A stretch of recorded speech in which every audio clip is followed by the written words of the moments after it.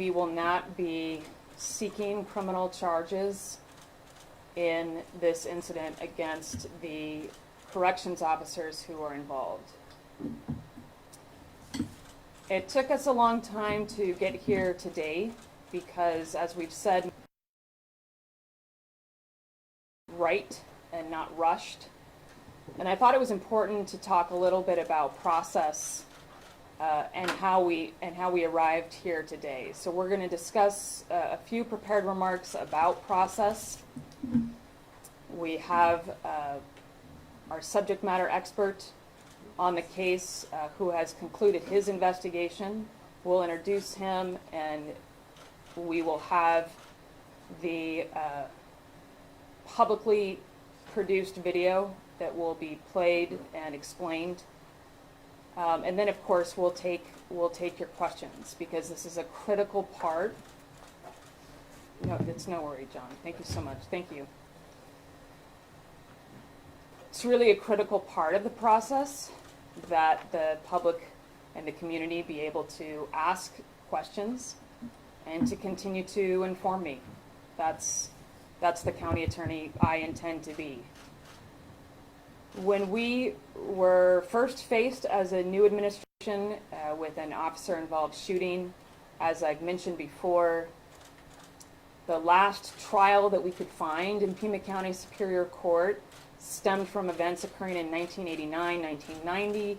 It wasn't just that those people from that case didn't work here anymore. Literally no one from that case was alive anymore. And so I didn't have any local experts with recent trial experience on how to develop a process here for my new administration on how to deal with such complex and difficult cases. So I built a cabinet of advisors out of Phoenix, because Maricopa County has and continues to hold people accountable for officer-involved shootings in particular, and lethal incidents. And through that cabinet and building that cabinet, many led me to the reputation and the nationally recognized use of force expert, Deputy Chief John McMahon.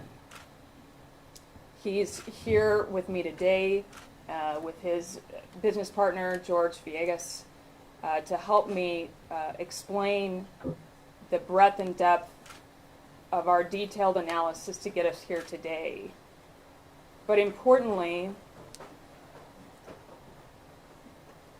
come on in, gentlemen. Thank you.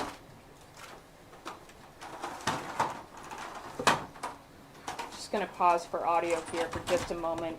We're having, for those of you streaming, we're having a couple more cameras set up.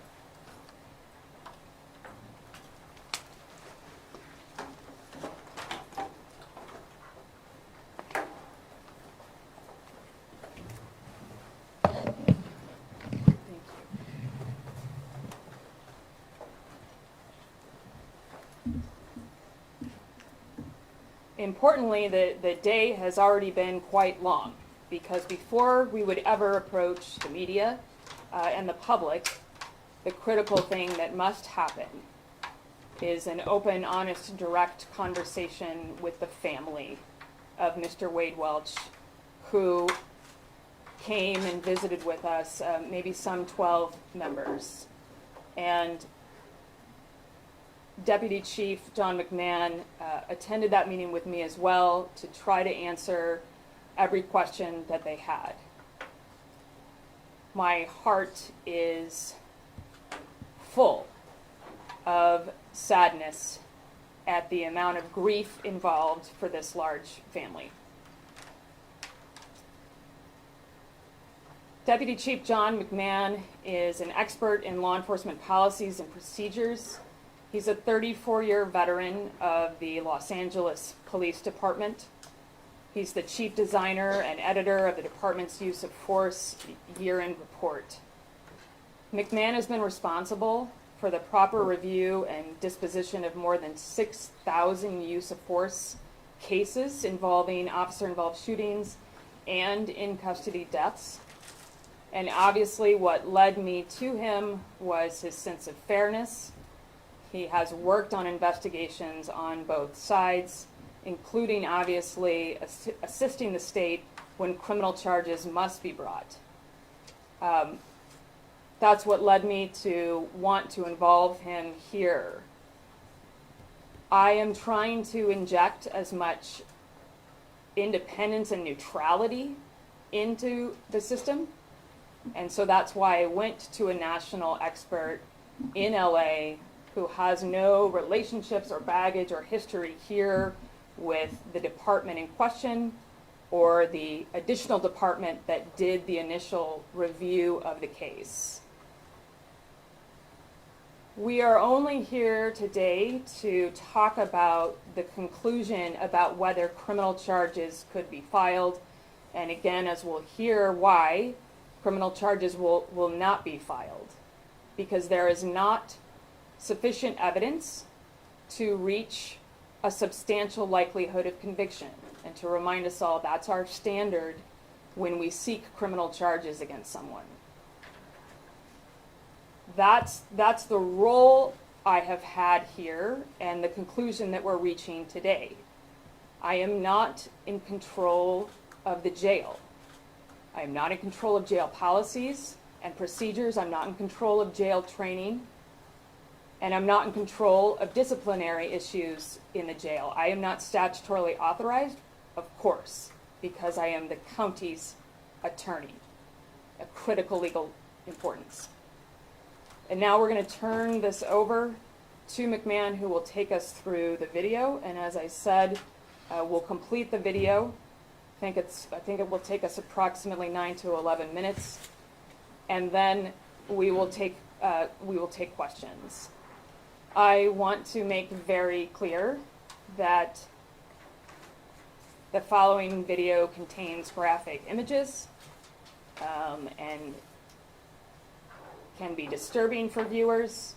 I say this now in this room, and I trust that each of you will accordingly warn your viewers or listeners of the same. Deputy Chief McMahon, thank you. Thank you, Ms. Conover.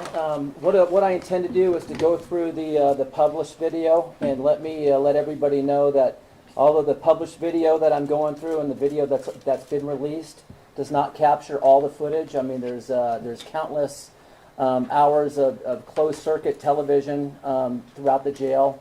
Know that I've reviewed every minute of every camera, of every digital image that's been captured in that jail. And I can tell you with reasonable certainty that the published video that you're all about to see today, again, as it's already been released, for those who've seen it for the first time, captures all the uses of force on the part of the involved correctional officers.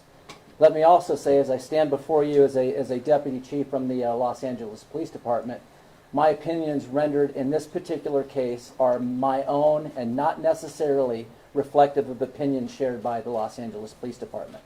I come here as an independent consultant given an independent review. So if I may, let's just go through the video, and I would like to illustrate some comments and share with you some of my observations about the incident. So right here at time code 1936, we can all see that Mr. Welch is initially cooperating with the custody officers as they're escorting him up the stairs of the jail facility.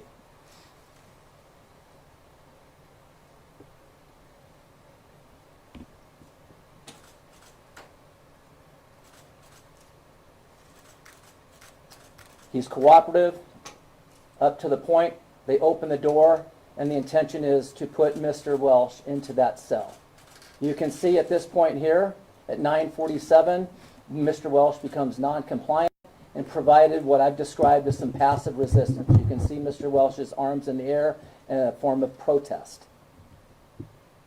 Mr. Welch at 19:37 escalates his behavior to what I describe as active resistance, puts his arms down and starts moving away from the officers. He starts physically resisting. At 19:37:19, Mr. Welch escalates his resistance and starts becoming physically combative with the officers. He raises his fists and attempts to swing. At 19:37, he continues his combative resistance, Officer Conrad discharges the taser for the first time. The taser discharges were ineffective and they did not have any controlling effect on Mr. Welch. You can see him swing his arms, and at this moment, 1937, as I mentioned, the taser discharges appears to be ineffective. Mr. Welch becomes physically violent, and you can see in this video, he makes an approach with his right fist clenched and attacks the officer.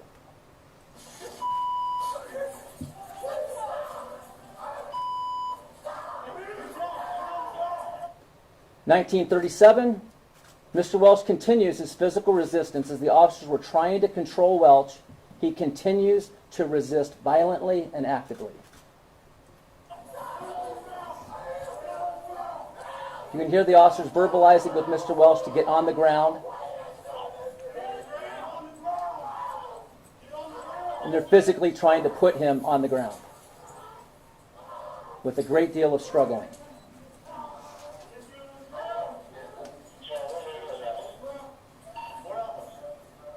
Officers continue to verbalize with Mr. Welch. Tell him to get on the ground.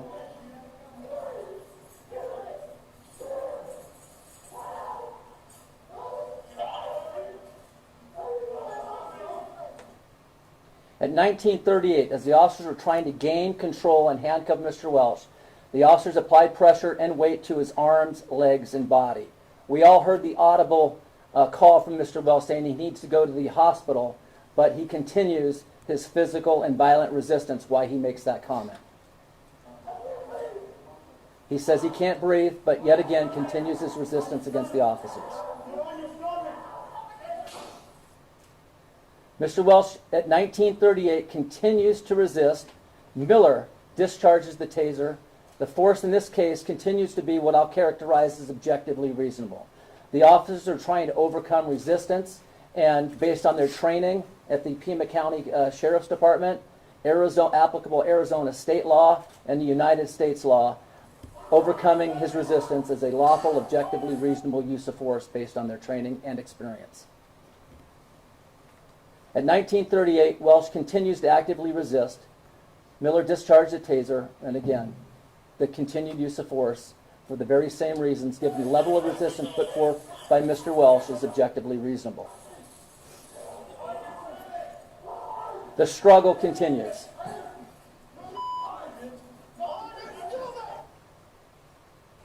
You hear a verbal command for him to get on his stomach. At this point, the officers are trying to control Mr. Welch and apply restraints.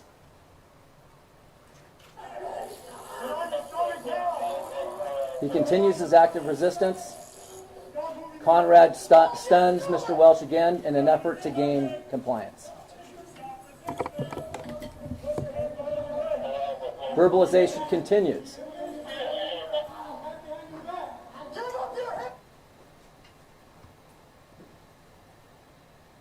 Welch continues to actively resist. Conrad drive stuns Welch to gain compliance. Drive stun is, for definition, the mechanism in which the taser no longer has any cartridges in it, does not have any neuromuscular incapacitation effect on an individual, and is merely a pain compliance technique used to overcome resistance.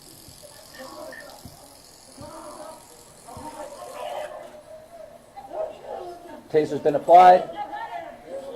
Commands continue to be given, verbalization on the part of the officers, yet Mr. Welch continues to physically and violently resist the officers' attempts.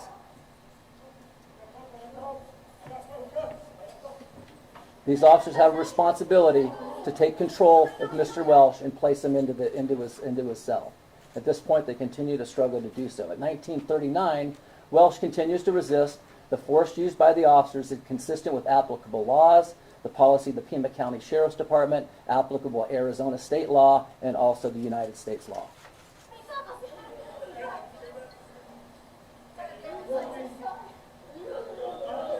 There is a moment of quietness here. I want everybody to take note. At no point do you see the officers kick, strike, punch, or escalate their behavior because they are, for the momentary, getting some compliance on Mr. Welch.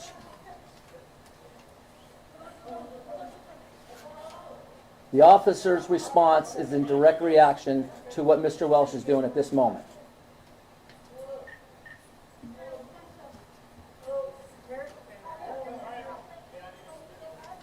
There's communication that he's been handcuffed, and they're trying to put, given the level of spitting and saliva coming out of Mr. Welch's mouth, they want to put a spit sock over Mr. Welch's head. Again, this is consistent with the officer's training, the policy, the Pima County Sheriff's Department, and the use of this type of device, if you will, is in accordance with Arizona state law and the United States law.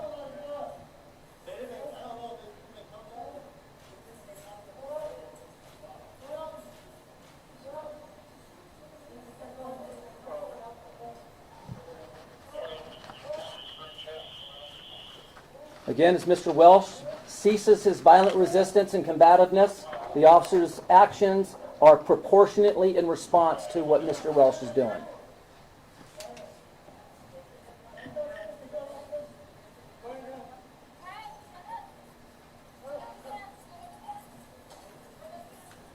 Again, I want to point out, there's no kicks, punches, or strikes on the part of any one of these officers at any time.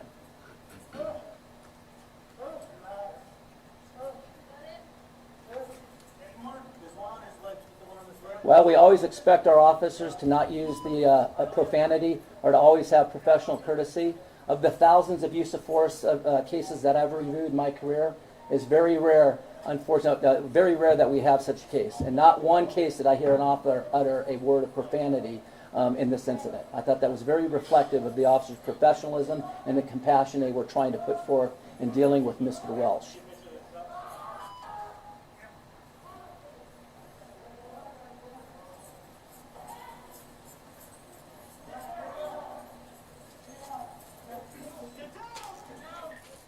Now at this point here, Mr. Welch is handcuffed.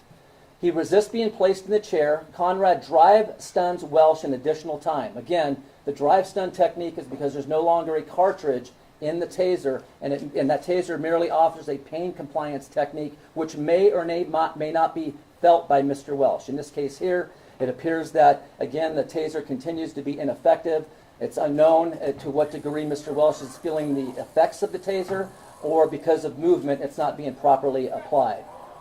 That being the case, although handcuffed, you can see they're trying to control his foot, and Mr. Welch continues to try and stand up while seated in the chair, offering a level of resistance, and the officer's use of force, even while handcuffed, is in accordance with their training, their procedure, and consistent with Arizona law and the United States law.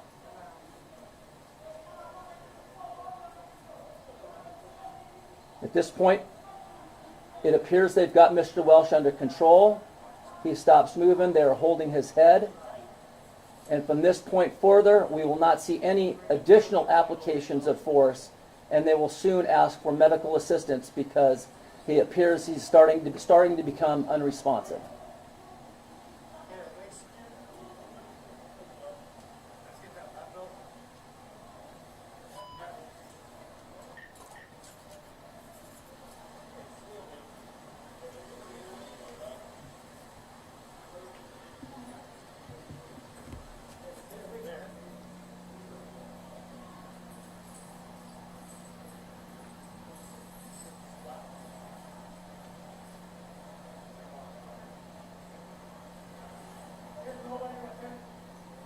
The officer's training, policy, Arizona law require them to maintain control and order in a jail facility. They had an obligation to control Mr. Welch. It was not an optional choice for these officers. They were obligated to take physical control of Mr. Welch. They had to overcome his violent resistance, and the actions of these custodial officers, based on any reasonable officer's training and experience, of the level of the training and experiences those officers had, is objectively reasonable under the law. And that was ultimately my conclusion and my opinion that I put forth to Ms. Conover and the Pima County. And with that, I'll bring Ms. Conover up with me. And answer any questions.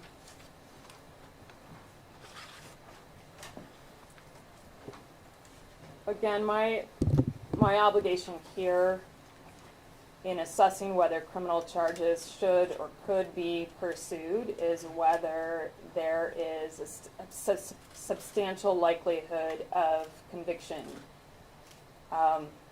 In addition to what we just viewed, where every use of technique to gain compliance is in response to continued physical refusal to comply by Mr. Welch. In addition to that, I had to also consider the autopsy report that listed, is publicly available and lists 4 causes of death, 4 contributing factors: physical resistance, cardiovascular disease, obesity, and methamphetamine toxicity. With those 2 factors combined, we are not at a substantial likelihood of conviction. And that's where the conclusion rests today. We will take your questions. We'll do our best to determine whether I can answer the question or whether our subject matter expert should answer the question. This is why you bring in experts. This is certainly not my area of expertise. And I appreciate you being here, Deputy Chief. Can you, I'm Adam from K-Gun. Can you just tell us about your meeting with his family and what their reaction was to you guys not bringing charges? I'm definitely going to protect their privacy. I would never want to speak for them. I can only speak for the amount of grief in my own heart. That's all I can speak to. Andres from KOLD. How many times was Mr. Welch tased and how many times was he stunned? So Mr. Welch was tamed, the taser was discharged a total of 7 times. And I was advised on the part of counsel, given the pending litigation, further details about the taser I don't want to get too much into. However, I will say that it's available in it'll be available in the report that will be eventually released, or can be garnered through appropriate public records request. But a total of 7 times, and in each of those cases, it did not have the desired effect, and in all 7 of those applications, it was my opinion that it was objectively reasonable under the circumstances, given the level of physical violence and resistance that Mr. Welch was putting forth against those officers. So I want to add some helpful information. I think there are 2 courts of law, so to speak. We are here to talk about whether there's a substantial likelihood of conviction for criminal activity. There is an entire other discussion where all of these important critical facts will play out in the civil realm under a civil case. And we can't comment on that because that is pending. But to clarify the answer, I think, about the taser not working, and to the extent that active resistance continued despite the taser being used, I'll refer you back to the 4 causes of death, which do not include taser. John, with Arizona Luminary, yeah.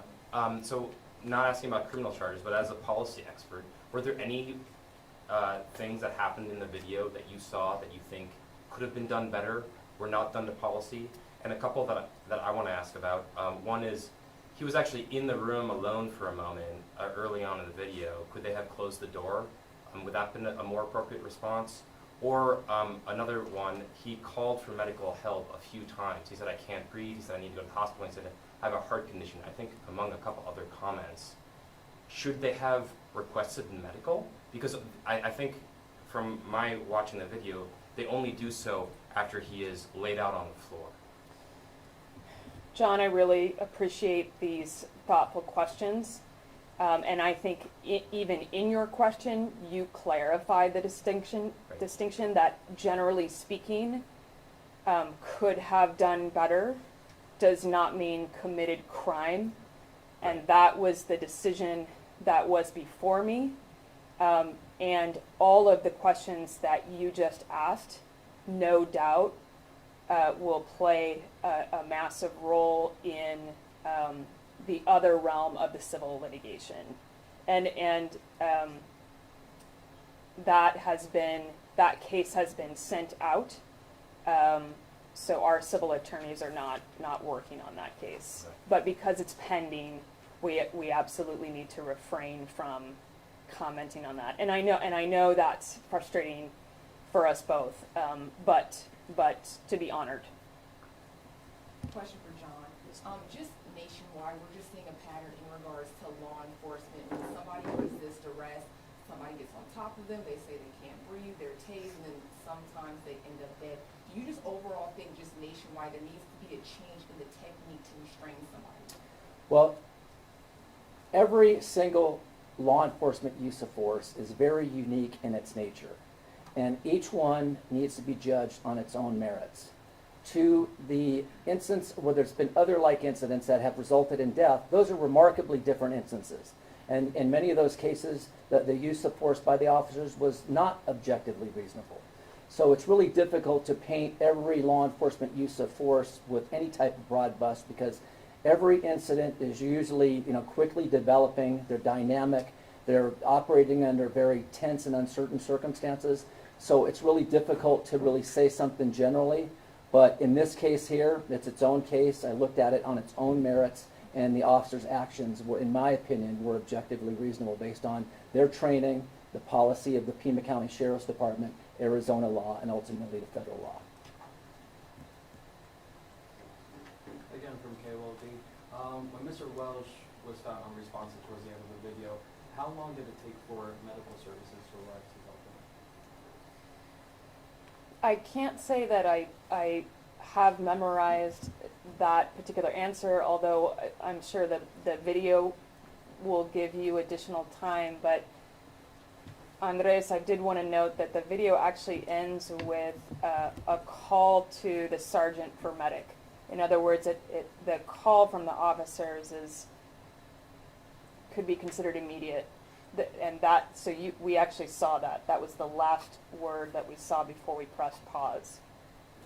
And a follow-up to that, for John, as part of the training, since you looked at the policies, and are officers trained to provide CPR and medical services, or is that only for medical professionals when they arrive on the scene? Well, both. They are trained in CPR, and when they determine that CPR needs to be given, they have been trained to do so. Another follow-up on this. So was that the first time that we saw at the very end of the video that someone called for medical help? I'd rather not go off memory just at this moment. I myself would have to refer back, so I just don't want to. I can't say for certain off the top of my head right now. But you have, like, or Mr. McMahon, you have assessed that? Repeat the question again. So I'm just wondering when someone called for medical help. Yeah, medical help was recalled. It's documented in the video and in the help, and I'll let the facts speak for themselves. Okay.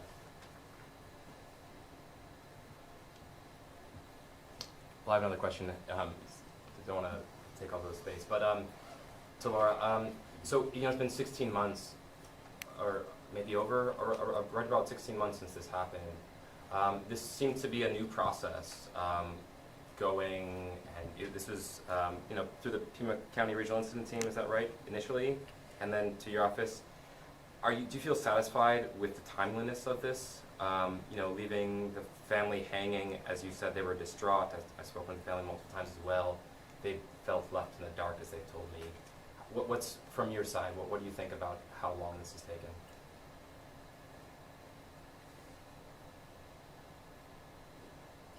A family who has lost a loved one, the amount of grief cannot even be contemplated. Am I aware of it? Is it a factor? Absolutely. And in spite of that, I have to proceed deliberatively. PCRIT, as it's referred to, the Regional Investigation Team, they proceeded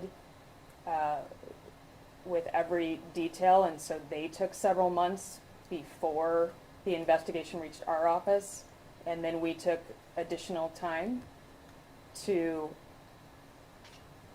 deliver the most thorough review we could possibly give, and breathing in that independence and neutrality of hiring an expert from out of state, that causes delay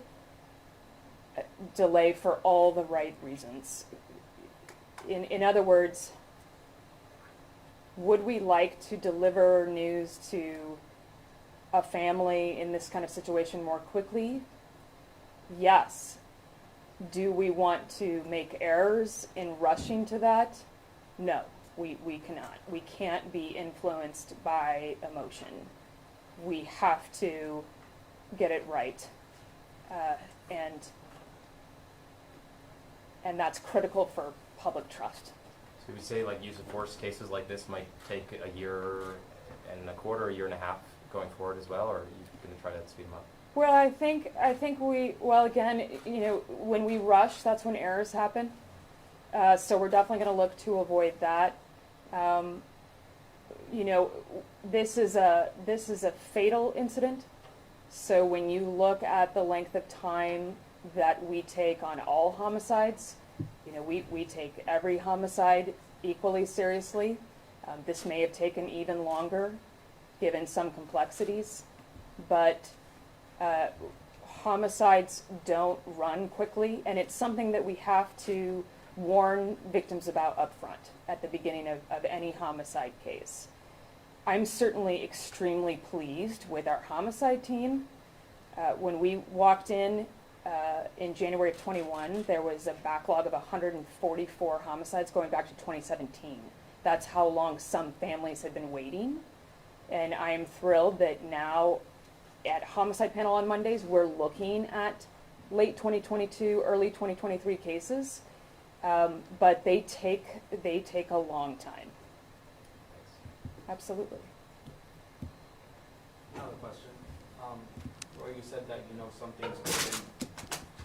You said that some things may have gone better, could have been done a little differently or better.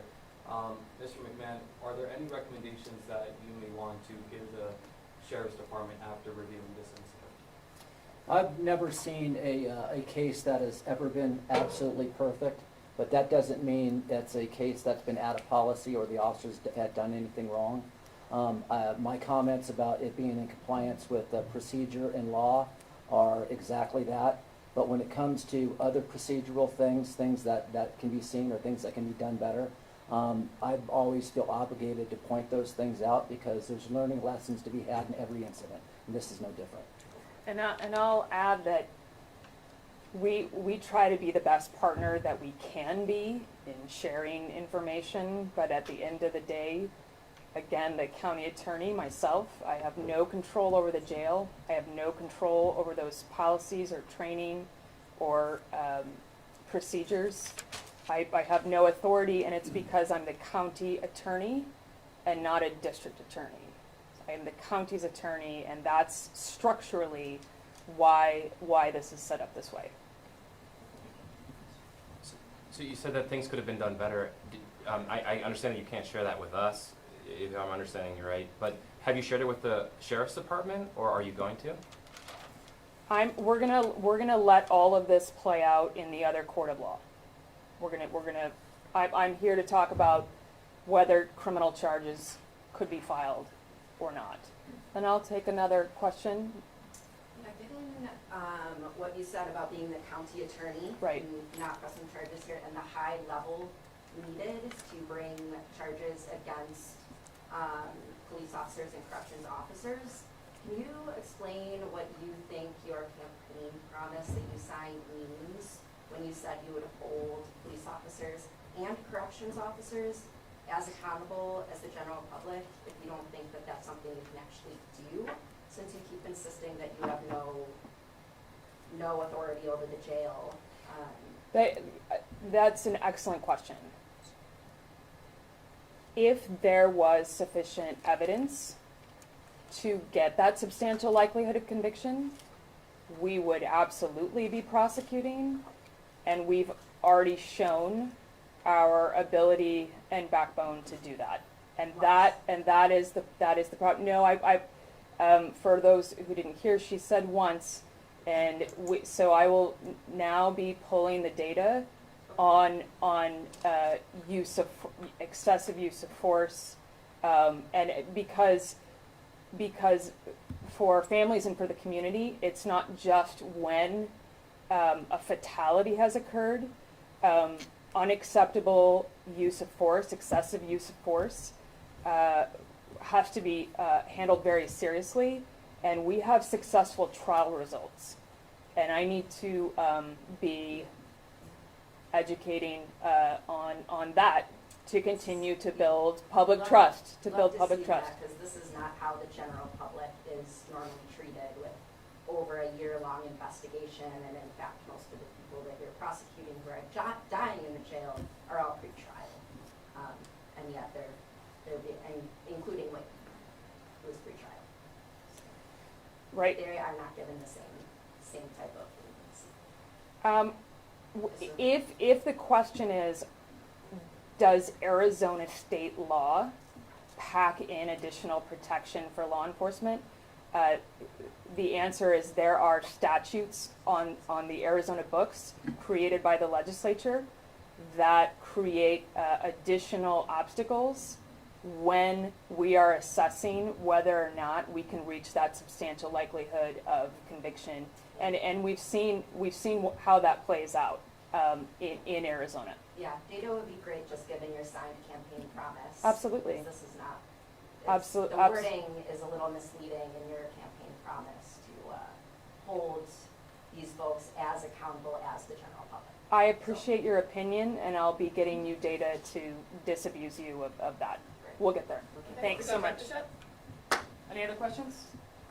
Media? Okay, thank you so much. Really appreciate it. Thank you for being here.